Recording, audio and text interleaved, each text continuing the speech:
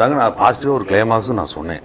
இப்போ வந்து அவன் கல்லில் வச்சு டம்முன்னு அடித்து கழட்டுன்னு சொன்னான்ல தாலியை, அது இல்லாமல் மணல் குமிச்சு வச்சுருப்பாங்க தெரியுமா, அதுக்குள்ளே தலையை உள்ள விடுவான். உள்ள விட்டா மூச்சு திணறி இறந்து போயிடும். கழட்டுப்பான்.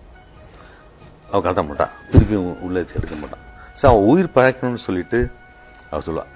அதுக்குள்ளே அவன் மண்ணை வாயில் இருக்க கவிக்குவான், சும்மா தெரிச்சு விடுவாங்க. அப்போ ஃபைட்டு பண்ணுவான், பயங்கரம் செம்ம ஃபைட்டு பண்ணி அடிச்சு முடிச்சு எல்லாத்தையும் வீழ்த்திட்டு அவனை கையில் எடுத்துட்டு நாயா பண்ணியான்னு கேட்டான்ல, சிங்கண்டா அப்படின்ட்டு நடப்பான்.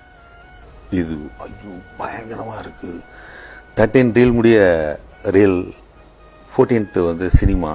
இதை பண்ணுங்க அப்படின்னு I know, but I don't. நான் எனக்கு கதை இன்ஸ்பிரேஷன்ஸ் ஆனதே வந்து மூலப்பத்திரமே வந்து எங்கள் ஊரில் ஒருத்தர் இன்னும் அப்படி தான் இப்போ இறந்துட்டார் அவர். அந்த அவர் ஏஜில். Okay okay. அதை நான் பார்த்துட்டா அப்போ எல்லாம் சொல்லுவாங்க, இவர் வந்து பைத்தியமானதுக்கு ரீசன் வந்து இந்த லவ் பண்ணி இந்த மாதிரி பிரிச்சுட்டாங்க அப்படிங்கிறது சொல்லுவாங்க. இது மாதிரி நிறைய சமூகத்தில் நடந்தது. மனிதர்கள் எப்பவுமே உணர்வானவர்கள். இப்போ நீங்கள் நான் அந்த படத்தில் ஓப்பனிங் பார்த்தீங்கன்னா அவங்க 2 பேரும் காதலுக்கு மாதிரி படம் பார்த்துட்டு இருப்பாங்க.